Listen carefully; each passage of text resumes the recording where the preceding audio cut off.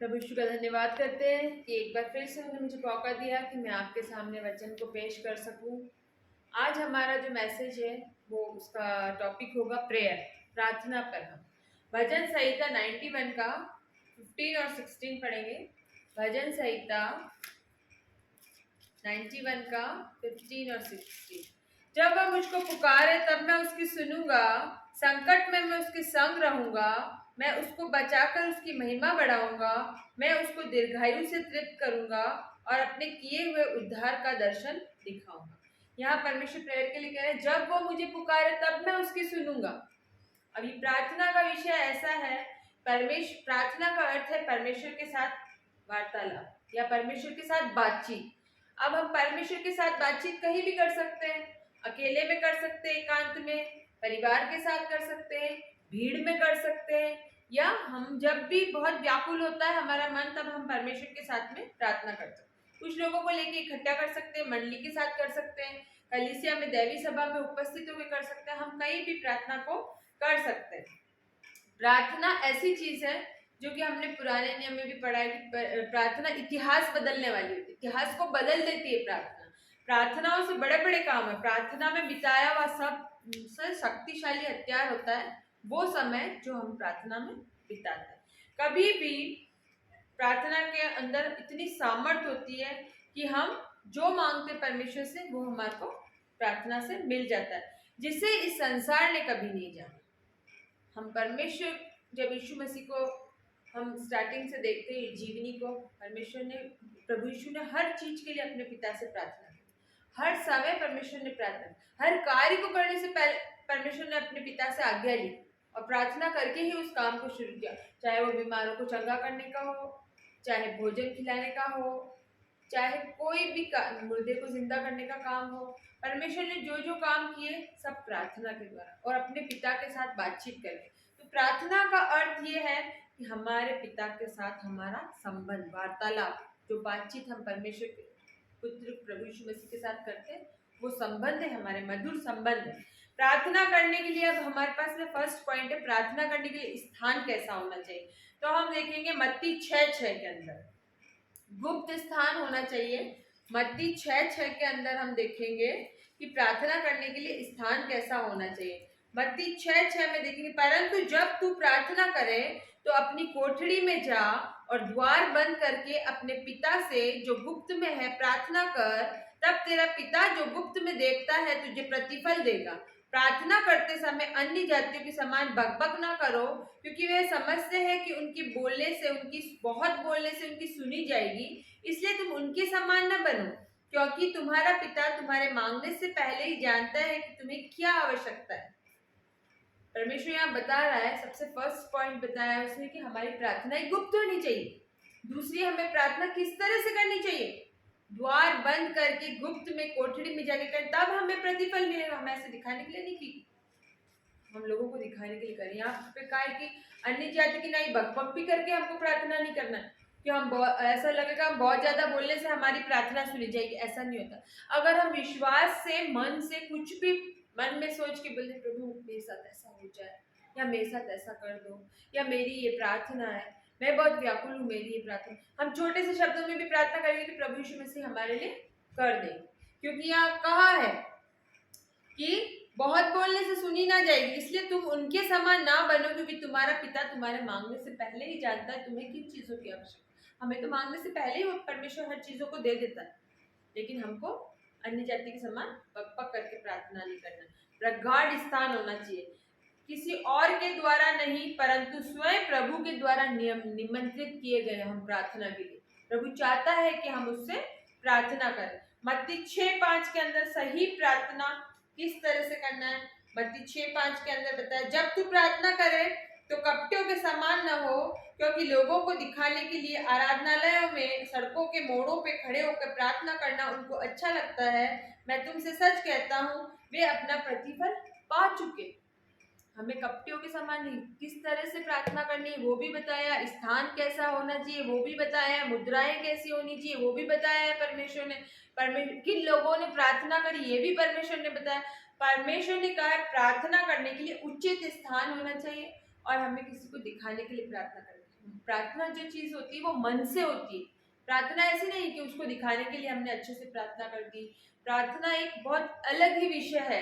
प्रार्थना एक इतना सुंदर विषय है। प्रार्थना करने का ढंग स्त्रियों को अपना स्कार्फ लेकर के और बड़ी गंभीरता के साथ में प्रार्थना करनी चाहिए, लोगों को दिखाने के लिए नहीं कि हम कैसे भी प्रार्थना कर ले। हमारे परमेश्वर के सामने अधीन नम्र दीन होकर के हमें अपने दिलों को बिल्कुल पिघल के हमारे को परमेश्वर के सामने रखना है, तब परमेश्वर हमारी सुनता है। परमेश्वर की ओर से हम निमंत्रित किए गए। लूका 11 परमेश्वर के साथ पिता के समान उचित संबंध रखना है। जिस तरह से हम अपने संसारिक पिता के साथ में संबंध रखते हैं, उस तरह से हमें हमारे आत्मिक पिता के साथ में संबंध रखना है। लूका 11 के अंदर देखेंगे हम कि संबंध को कैसा बताया गया है।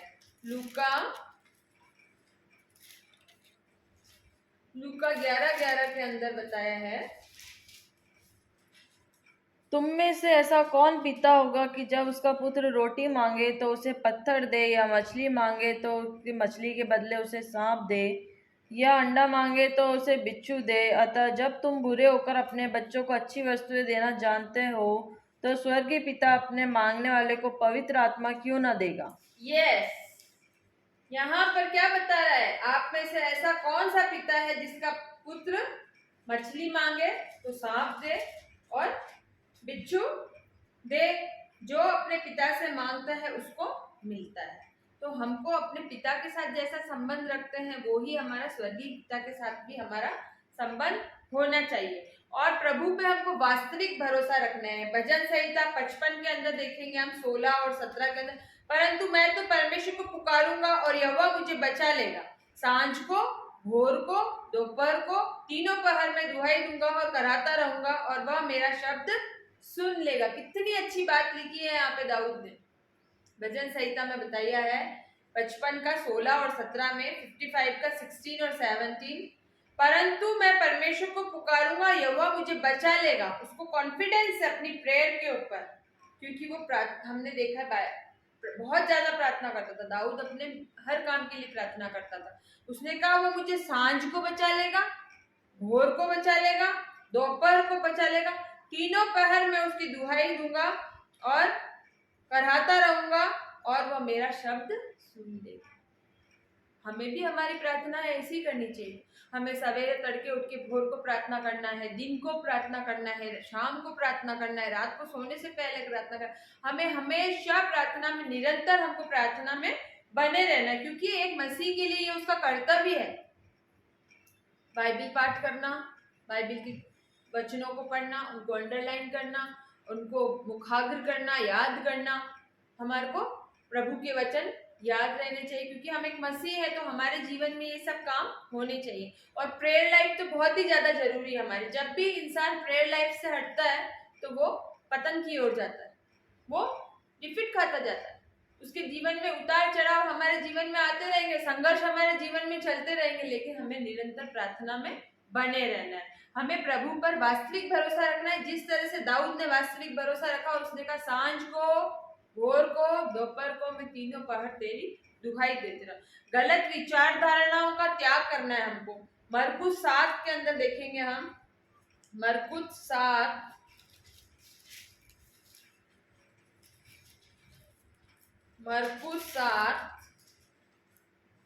उसका 6-7, मरकुस 7 उसका 6-7। उसने उनसे कहा, यशाया ने तुम कपटियों के विषय में बहुत ठीक भविष्यवाणी की, जैसा लिखा है, ये लोग होठों से तो मेरा आदर करते हैं पर उनका मन मुझसे दूर रहता है। ये व्यर्थ मेरी उपासना करते हैं, क्योंकि मनुष्य की आज्ञाओं को धर्मोपदेश करके सिखाते हैं, क्योंकि तुम परमेश्वर की आज्ञा को टालकर मनुष्य की रीतियों को मानते हो। यस, आमेन। यहाँ पे कितनी अच्छी बात लिखी है कि हमको गलत विचार धारणाओं से बचना है। गलत धारणाएं वही है, होठों से तो आदर कर रहे हैं, लोगों के सामने दिखावा कर रहे हैं, लेकिन मन प्रभु से बहुत दूर है। प्रेम का पाठ पढ़ा रहे हैं हम, प्रेम की भाषा बता रहे हैं उनको, स्वर्गदूतों की बोलियां बोलूं और प्रेम ने रखूं तो ठंडा पीतल और झंझनाती हुई जान जू, ये हमारे को सिखा रहे हैं, लेकिन मन में प्रेम नहीं है। भाई का भाई के प्रति प्रेम नहीं है, पिता का पुत्र के प्रति प्रेम नहीं है, बेटी का बेटे के प्रति प्रेम नहीं है, माँ बाप का संतान के प्रति प्रेम नहीं है, संतान का माता पिता के साथ प्रेम नहीं है। ये दर्शा रहा है यहाँ पर कि तुम व्यर्थ मेरी उपासना करते हो, क्योंकि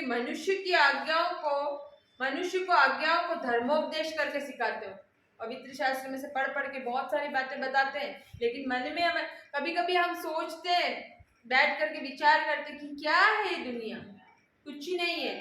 सबोपदेशक में लिखा है ये सब कुछ व्यर्थ है, मानो वायु को पकड़ना। हम अच्छे अच्छे उपदेश करके सिखा रहे हैं, लेकिन मन में प्रेम नहीं है। भाई भाई का सगा नहीं है, दोस्त दोस्त का सगा नहीं है। आज की दुनिया में ये चल रहा है।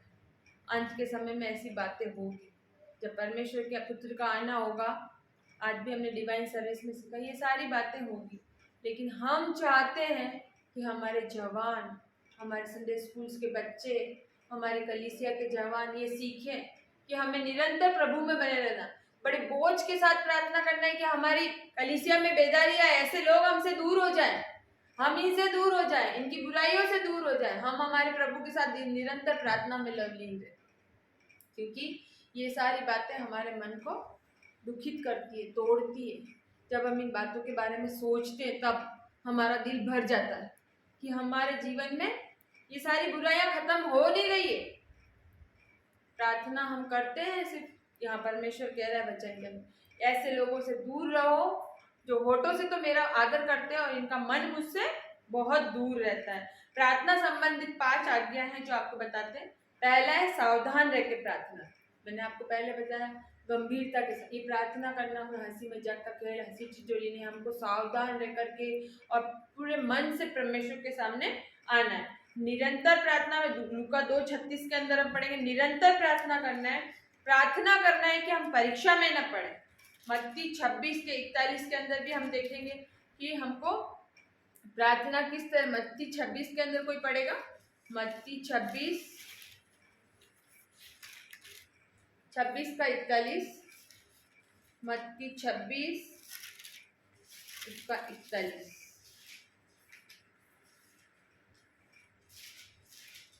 जागते रहो और प्रार्थना करते रहो कि तुम परीक्षा में ना पड़ो। आत्मा तो तैयार है परंतु शरीर दुर्बल है। यस, आत्मा क्या बताइए? तैयार है। आत्मा तो तैयार है, लेकिन शरीर दुर्बल है। इसलिए हमको क्या करना है? जागते रहना है। परमेश्वर ने कहा हमको वॉच करते रहना है। किसी भी टाइम परमेश्वर के पुत्र का आना इस पृथ्वी पर हो सकता है, इसलिए हमको निरंतर प्रार्थना में लूका 2:36 में देखेंगे हम। लूका 2:36 के अंदर हमको सावधान रह करके प्रार्थना करना है। परमेश्वर ने बताया है उनको नियमों को फॉलो करते हुए, उनके प्रिंसिपल्स को, उनके रूल को फॉलो करते हुए हमारे को 2:36 के अंदर लिखेंगे। 2:36 अशेर के गोत्र में से हन्ना नामक फनुएल की बेटी एक भविष्यवक्ता थी। वह बहुत बूढ़ी थी और विवाह होने के बाद 7 वर्ष अपने पति के साथ रह पाई थी। वह 84 वर्ष से विधवा थी और मंदिर को नहीं छोड़ती थी, पर उपवास और प्रार्थना कर करके रात दिन उपासना किया करती थी। क्या करती थी वो? रात दिन प्रार्थना करती थी। वापस से पढ़ेंगे, रात दिन क्या करती थी वो? विधवा थी और मंदिर को नहीं छोड़ती थी, पर उपवास और प्रार्थना कर करके रात दिन उपासना किया करती थी। यस, आमेन। प्रभु का कितनी बड़ी बात लिखी है इसमें। हमारे अभी लैंडेस चल रहे हैं, लैंडेस में हमको उपवास रखना है, गंभीरता के साथ सावधान रह करके। लूका के अंदर बताया है हमें सावधान रह करके प्रार्थना करना है, उपवास, भक्ति, गंभीरता के साथ में हमको परमेश्वर के चरणों में जाना है। और लूका 21 का 36 में पढ़ेंगे, इसलिए जागते रहो और हर समय प्रार्थना करते रहो कि तुम इन सब आने वाली घटनाओं से बचने और मनुष्य के पुत्र के सामने खड़े होने योग्य बन सको। आने वाली बातों से बच सको, उसके लिए हमें निरंतर प्रार्थना करनी है। क्योंकि दूसरे तो इस ताक में रहता है कि कब हमारे को फाड़ खाए, कब उसको मौका मिल जाए, हमारे मुंह से कुछ ऐसी बात निकल जाए और दूसरे उसको फट से पकड़ ले। परमेश्वर चाहता नहीं कि हम ऐसी बातों को अपने मुंह से निकालें। इसीलिए हमें परमेश्वर से निरंतर सावधान रह करके उसकी हुजूरी में रहना है, उसकी गाइडेंस में हमको चलना है। जब हम प्रेयर करते हैं तो परमेश्वर हमको गाइडेंस देता है, ये मुझे पता है अच्छी तरह। अब आप लोगों के जीवन में कैसी गवाही है ये मुझे नहीं पता, लेकिन मेरे जीवन की ये गवाही है कि जब भी हम किसी चीज के लिए प्रार्थना करते हैं परमेश्वर सुनता है। अगर वो छोटी से छोटी चीज है तो हम आज मांगेंगे तो कल मिलती है। हम हमारे परिवार के लिए प्रार्थना करते तो परमेश्वर हमको तुरंत सुनता है। हमारे किसी दुख के बारे में प्रार्थना करते परमेश्वर फटाफट उसको दूर कर। हमारे पास धन का अभाव होता है, हम प्रार्थना करते तुरंत परमेश्वर उसका इंतजाम करता है। बहुत बड़ी बड़ी गवाहियां हमारे जीवन में अगर हम देना चाहें तो उसके लिए टाइम भी कम पड़ जाएगा। इतना परमेश्वर ने हमारे साथ में उपकार किए हैं, उसके उपकारों को हम भूल नहीं सकते। इसलिए हमें और पहले हमको सावधान रख के प्रार्थना करना है, निरंतर प्रार्थना करना है। दूसरा, प्रार्थना करना है कि परीक्षा में नहीं पड़े। तीसरा, हमें अपने मजदूरों के लिए प्रार्थना करना है। लूका 10:2 के अंदर देखेंगे हम, लूका 10:2 में हमें अपने मजदूरों के लिए प्रार्थना भी करना है। और दूसरा, हमें अपने अधिकारियों के लिए भी प्रार्थना करना है, जो हमारे ऊपर हैं, हमें उनके लिए भी प्रार्थना करना है। किस तरह से प्रार्थना करना है, यहाँ हम लूका 10:2 में देखेंगे। मजदूरों के लिए प्रार्थना करना है, लूका 10:2। उसने उनसे कहा, पके खेत बहुत है परंतु मजदूर थोड़े हैं, इसलिए खेत के स्वामी से विनती करो कि वह अपने खेत काटने को मजदूर भेज दे। यस, किससे विनती करना है? स्वामी से। स्वामी से विनती करना है कि वो खेत काटने के लिए मजदूर भेज दे। मतलब कि हमको अपने मजदूरों के लिए भी प्रार्थना करना है। हम जब कोई चीज चलाते हैं, स्कूल चलाएं, चाहे हम कोई बिजनेस चलाएं, चाहे हम कोई सी भी चीज ऑफिस चलाएं, या हम कोई सा भी कार्य करते हो, उसके अंदर जो हमारे आने वाले सेवक हैं, टीचर्स हैं, स्टूडेंट्स हैं, हमें उनके साथ में भी अच्छा संबंध रखना है, उनके लिए भी प्रार्थना करना है, उनके पेरेंट्स के लिए भी प्रार्थना करना है, हमारी कलीसिया में आने वाले सारे लोगों के लिए प्रार्थना करना है, उन जवानों के माता पिता के लिए भी प्रार्थना, प्रत्येक बच्चे बूढ़े जवान के लिए हमको प्रार्थना करना है। दूसरा मैंने बताया आपको, पहला तीमुथियुस 2:2। अब मैं आपसे आग्रह करता हूं कि विनती और प्रार्थना और निवेदन धन्यवाद सब मनुष्यों के लिए किए जाएं, राजाओं और सब ऊंचे पद वालों के निमित्त, इसलिए कि हम विश्राम और चैन के साथ भक्ति और गंभीरता में जीवन बताएं। ये हमारे उद्धारकर्ता परमेश्वर को अच्छा लगता है और भाता भी है। परमेश्वर चाहता है कि हम अपने राजाओं के लिए भी दुआ करें। हम अपने, यहाँ पे लिखा है, हम सब ऊंचे पद वालों के निमित्त भी हम प्रार्थना करें, जो हमारे ऊपर है, हम उन सब के लिए प्रार्थना करते हैं। हमारे ऊपर कौन होता है? हमारे माता पिता, हमारे पास्टर्स हैं, स्कूल में हमारे बॉस हैं, हमारे टीचर हैं, हमारे प्रिंसिपल हैं। तो हमको अपने अधिकारियों के लिए भी प्रार्थना करना है, तो हमारे मजदूरों के लिए भी प्रार्थना करना है, तो हमें अपने बच्चों के लिए, यूथ के लिए, संडे स्कूल के लिए, प्रत्येक, मैंने बताया ना आपको पहला, हमारे प्रत्येक बच्चे बूढ़े जवान के लिए भी हमको प्रार्थना करना है। ये 5 नियम दिए। हमें अपने यहाँ तक कि हमें अपने शत्रुओं के लिए भी प्रार्थना करना है। हम रेफरेंस देख सकते हैं लूका 6:28 के अंदर, कि हमको अपने शत्रुओं के लिए भी प्रार्थना करना है। यहाँ पे लूका, अपने शत्रु के प्रार्थना करना है, लूका 6:28। लूका 6:28 के अंदर में देखेंगे हम, जो तुम्हें शाप दे उनको आशीष दो, जो तुम्हारा अपमान करे उनके लिए प्रार्थना करो। यहाँ पे शत्रुओं के लिए भी हमारे पवित्र शास्त्र में बताया कि जो आपको श्राप दे रहा है उनको भी आशीष दो, जो तुम्हारा अपमान कर रहा है उनके लिए भी तुम प्रार्थना करो। ये जरूरी है। प्रार्थना कब करें, प्रार्थना कैसे करें, किन मुद्राओं में करें, मैंने पहले बताया। बाइबल में बहुत सारे उदाहरण है। दानियल किस तरह से प्रार्थना करता था? सुबह दिन शाम अपनी कोठरी के अंदर जा करके अपनी खिड़की के खोल करके परमेश्वर से प्रार्थना करता था। यहाँ तक कि हमारे याबेस की प्रार्थना देखिए, हमने इतिहास 4:10 में देखेंगे।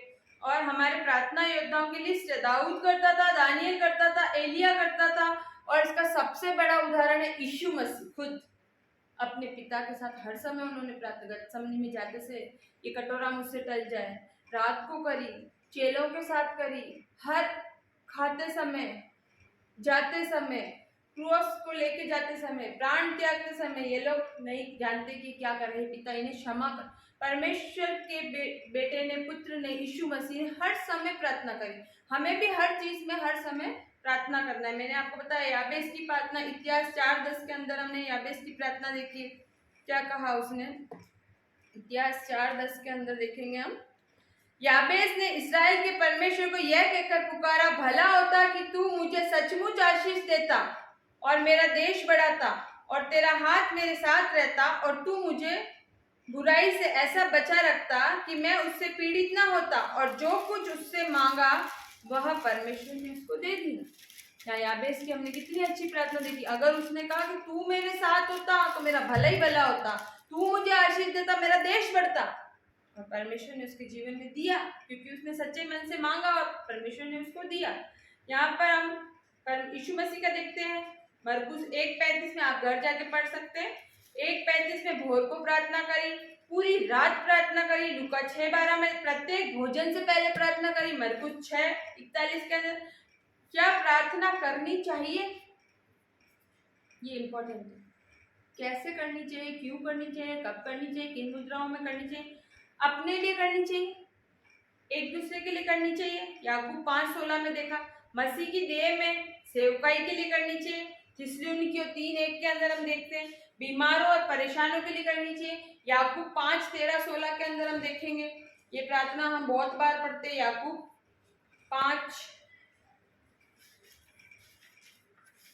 5:13 हमको बीमारों के लिए भी। याकूब 5, यदि तुम में कोई दुखी है तो वो प्रार्थना करे, आनंदित है तो स्तुति के भजन गाए। यदि तुम में कोई रोगी है तो कलीसिया के प्राचीनों को बुलाए और प्रभु के नाम से उस पर तेल मलकर उसके लिए प्रार्थना करें, और विश्वास की प्रार्थना के द्वारा रोगी बच जाएगा और उसको उठकर खड़ा करेगा, और यदि उसने पाप भी किए तो भी उनकी क्षमा हो जाएगी। इसलिए तुम एक दूसरे के पापों को मान लो और एक दूसरे के लिए प्रार्थना करो, जिससे चंगे हो जाओ।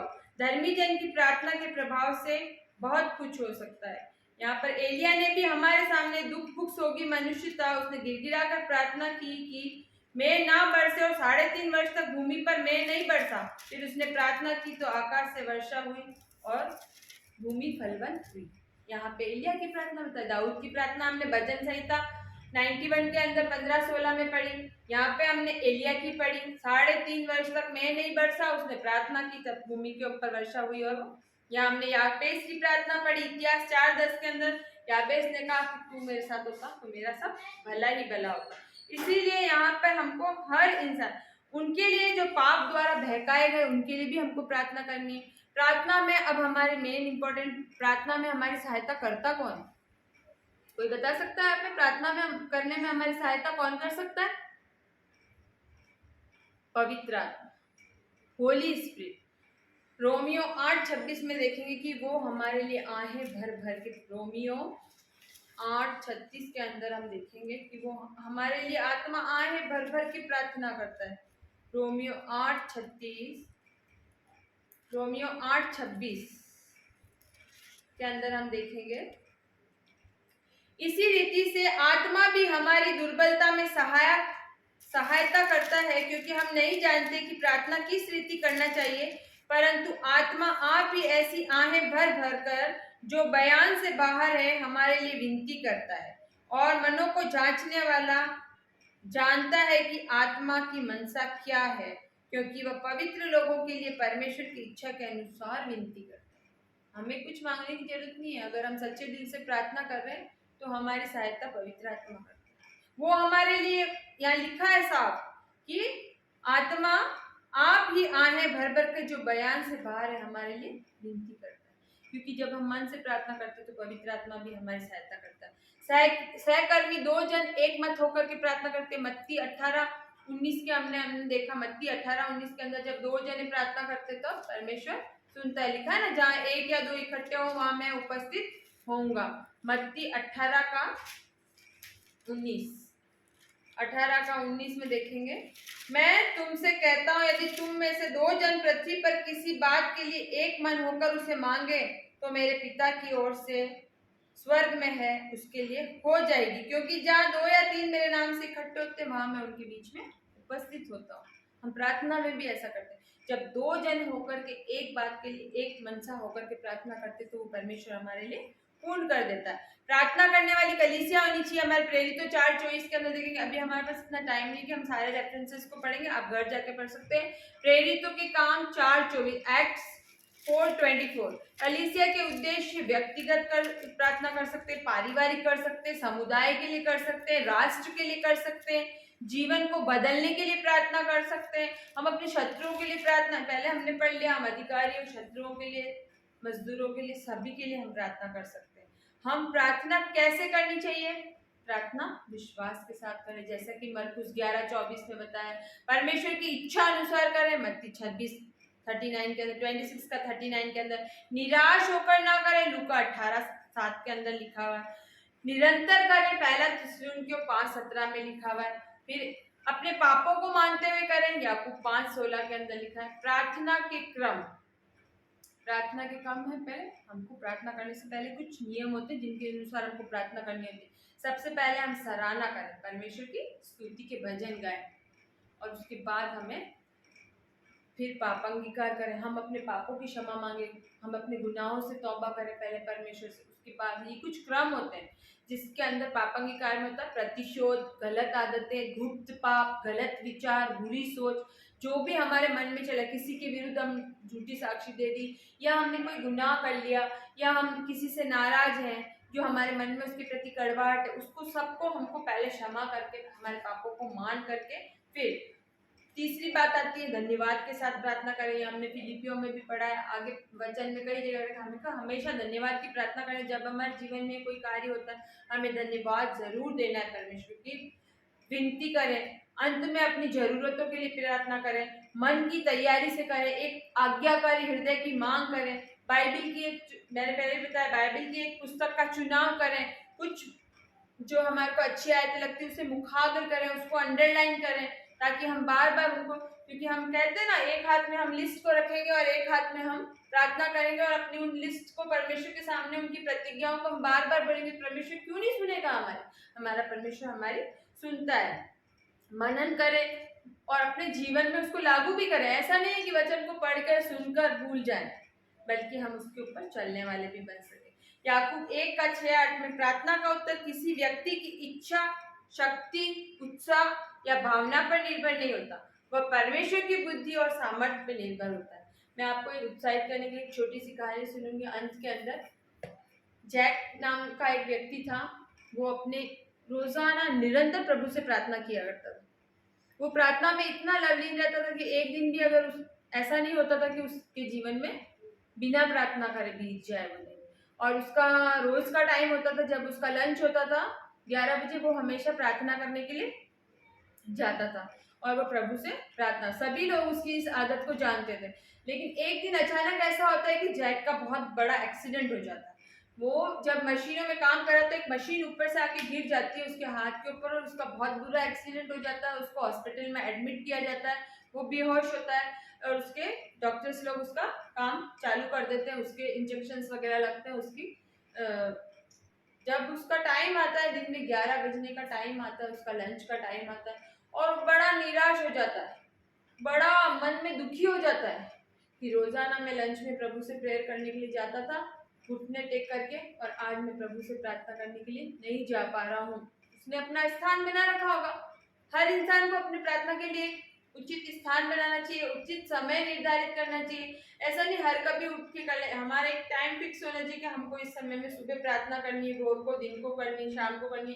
ये भी कुछ नियम होते हैं। जिस तरह से डॉक्टर्स दवाई देते हैं ना, हर 6 घंटे में आपको दवाई की जरूरत है, इस दवाई को खाने, इतना गैप होने के बाद में आपको फिर दवा की जरूरत पड़ जाती है। उसी तरह से प्रार्थना भी हमारे लिए जीवन में एक दवा का काम करती है। भोर की प्रार्थना भोर के लिए हो गई, दिन की प्रार्थना दिन के लिए हो गई, सांझ के लिए सांझ की हो गई, रात को सोने के लिए सोने की हो गई, खाने के समय खाने के लिए प्रार्थना कर, उसको धन्यवाद देना है हर समय, हर चीज के लिए। जैक मन में बड़ा दुखी हो गया, मेरा समय हो गया, मैं वहां जाके घुटने टेक के प्रार्थना नहीं कर पा रहा। उस दिन क्या चमत्कार हुआ, आपको सोच के भी हैरानी होगी। ठीक 11 बजे घड़ी के अंदर, और परमेश्वर उससे मिलने के लिए वहां जैक उस दिन परमेश्वर के पास नहीं जाएगा, लेकिन परमेश्वर उसके पास उस हॉस्पिटल के कक्ष में उपस्थित हो गए। जैक, मैं तेरे लिए यहाँ पर उपस्थित हूँ।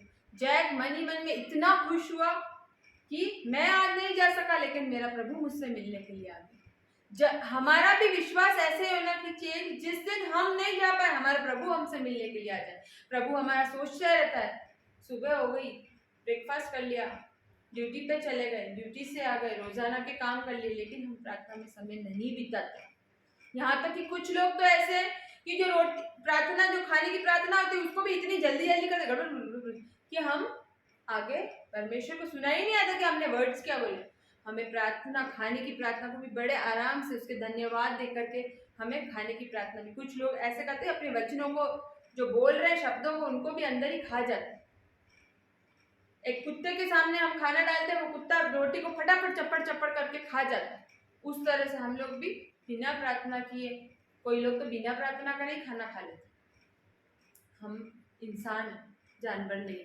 हमको परमेश्वर की अच्छे से प्रार्थना, सुंदर प्रार्थना करके हमें अपने भोजन को करना चाहिए। और हमें हमेशा निरंतर प्रार्थना में, जैक जिस तरह से जैक प्रार्थना करता था, हमें भी अपने जीवन में स्थान को बनाना है, समय को नियुक्त करना है और हमें उसे समय देना है। बहुत से लोग होते हैं, परमेश्वर सोचता अब प्रार्थना करेगा, अब प्रार्थना करेगा, वो सुबह उठ जाता है, ड्यूटी चला जाता है, ड्यूटी से आ जाता है, रात को थक के सो जाता है, लेकिन वो प्रार्थना नहीं करता है। परमेश्वर तो अब तो मुझसे प्रार्थना करेगा, अब तो मुझसे प्रार्थना करेगा, लेकिन उनके जीवन में इतना भी समय नहीं हो सकता। लेकिन हमको हमारा समय मेरी आप लोगों से आज संध्याकालीन की सभा में यही गुजारिश है कि आप, अगर आपने अब तक नहीं करी तो आगे तौबा करके अपने गुनाहों को शुरू कर दें। आज से हमारे जीवन में इन रूल्स को फॉलो करना चालू कर दें, क्योंकि प्रभु का अनुग्रह का समय चल रहा है। पर अभी हम देवी सभा में सुना, अचानक आने वाला प्रभु का दिन। प्रभु का दिन कैसे आ जाएगा हमें पता भी नहीं। जागते रहना, तैयार रहना, प्रार्थना में लगे रहना, क्योंकि किस घड़ी वो आ जाएगा हमें पता नहीं। अब हमें कुछ शारीरिक मुद्राएं जो बाइबल में दर्शाई गई है, जैसे हिजकिय्याह ने दीवार की तरफ प्रार्थना करी, दानियल ने घुटने टेक के प्रार्थना करी, दाऊद ने प्रार्थना करी, इससे बहुत सारे लोग हैं जिनकी कुछ कुछ मुद्राएं हैं। उनमें हम खड़े होकर प्रार्थना कर सकते हैं, घुटने टेक के प्रार्थना कर सकते हैं, हाथ उठाकर कर सकते हैं, हाथ फैला के कर सकते हैं, झुक के कर सकते हैं, मुंह के बल गिर के कर सकते हैं, साष्टांग प्रणाम करके कर सकते हैं, दीवार की तरफ मुंह करके कर सकते हैं, जिस तरह से हिजकिय्याह ने करी। हमारी सारी प्रार्थनाएं सुनी जाएगी। हम किसी भी मुद्रा में प्रार्थना कर सकते हैं। परमेश्वर ने हमारे को कोई रूल्स नहीं दिए इसके लिए। हम चाहे जैसे स्वर्ग के परमेश्वर का धन्यवाद देकर के हम प्रार्थना कर सकते हैं। मुझे विश्वास है कि आप लोगों को आज का वचन समझ में आया होगा, क्योंकि प्रेयर लाइफ हमारे जीवन में बहुत ज़्यादा जरूरी है। जब तक हमारे जीवन में प्रेयर नहीं है तो हम अधूरे। पवित्र शास्त्र को पढ़ना नियमित रूप से और हमको नियमित रूप से प्रार्थना करना, ये एक मसीह जीवन के लिए बहुत जरूरी कर्तव्य है। ये हमारा राइट है कि हमें परमेश्वर के साथ में बातचीत करना है, परमेश्वर के साथ प्रार्थना करना है। मुझे विश्वास है कि आपको ये छोटे से मैसेज अच्छे से समझ में आया होगा। परमेश्वर का धन्यवाद देती हूँ कि उसने मुझे मौका दिया कि मैं आपके हम एक छोटी सी प्रार्थना करेंगे और इस वचन के बंद करेंगे। आमीन। धन्यवाद धन्यवाद धन्यवाद देते पिता परमेश्वर, आपके सारे आशीष के धन्यवाद देते, आपको धन्यवाद देते कि पवित्र आत्मा की सहायता के द्वारा हमें प्रार्थना करने सिखाए पिता परमेश्वर आपने। और पिता परमेश्वर वचन में आपने हमारी सहायता और हमारी मदद करी पिता परमेश्वर। देवी सभा में उपस्थित होने वाले प्रत्येक बच्चे, बूढ़े, जवान को आपके नाम से आशीषित करते। जिस तरह से दाऊद अपने घराने को ब्लेस करता था, अपनी कलीसिया को ब्लेस करते, अपने बच्चों को ब्लेस करते, अपने माता पिता को ब्लेस करते, अपने रिश्तों को ब्लेस करते, अपने पारिवारिक कार्यों को ब्लेस करते, अपने घर के, इस परिवार के, खानदान के प्रत्येक लोगों को आपके सामने देते पिता परमेश्वर। हम सारे जो अपने स्कूल्स के लिए, अपने कार्यों के लिए, अपने बिजनेस के लिए, हमारे बच्चों के लिए, छोटे बच्चों के लिए, संडे स्कूल्स के बच्चों के लिए, यूथ के जवानों के लिए, सबको आपके हाथों में सौंपते हैं। हर एक को आप ब्लेसिंग देंगे पिता परमेश्वर। हमारा देश, हमारे राष्ट्र और हमारे देश, सिटी, गांव, सबको आपके हाथों में सौंपते प्रभु जी। सबके लिए प्रार्थना करते, बीमारों के ऊपर चंगाई देने की। आप जानते प्रभु इस समय वापस बीमारी बढ़ रही पिता परमेश्वर। हर एक के घर के लिए प्रार्थना करते, जहाँ जहाँ बीमार है पिता परमेश्वर आपका लहू वहाँ पर लगाए पिता परमेश्वर, को चंगाई दीजिए। सेवक के लिए प्रार्थना करते, उनको चंगाई दीजिए पिता परमेश्वर। और छोटे से बच्चे के लिए प्रार्थना करते, उसको भी चंगाई दीजिए पिता परमेश्वर। जो बीमार है पिता परमेश्वर आपका लहू उसके ऊपर लगाते प्रभु जी, उसको चंगाई दीजिए, चंगाई दीजिए पिता परमेश्वर। शरण के लिए प्रार्थना करते उसको भी चंगाई दीजिए पिता परमेश्वर। जितने बीमार हैं कलीसिया में सब, प्रत्येक बच्चे बूढ़े जवान के लिए प्रार्थना करते पिता। हर एक की सुधि लेने वाले आप है पिता परमेश्वर। हमारे घर परिवार के प्रत्येक सदस्य को आपके हाथों में सौंपते पिता परमेश्वर। और आज के इस वचन के ऊपर जो आपने हमें गाइडेंस दिया पिता परमेश्वर, कहीं भूल चूक हुई हो तो हमें क्षमा कीजिए पिता परमेश्वर। आपकी सराहना करते हुए, अपने पापों का अंगीकार करते हुए, आपको धन्यवाद बलि चढ़ाते हुए आपकी प्रार्थना में आते हैं पिता परमेश्वर। अपना गंदा नापाक दिल आपके हजूर में डाल जैसे धोई और पाक साफ कीजिए पिता परमेश्वर। एक बार फिर से आपकी सारी आशीष के लिए धन्यवाद देते हैं। ज्यादा मांगा हो तो माफ कर, मांगने से रहेगा तो अपने गने खजाने से रक्षक है। हमारे मांगने से पहले आप जानते हैं किन चीजों की आवश्यकता हमें बहुतायत से देते हैं। मांगते हैं मसीह यीशु नासरी के नाम से सुन स्वीकार कर सारी मान मर्यादा गौरव आप ही को। आमीन।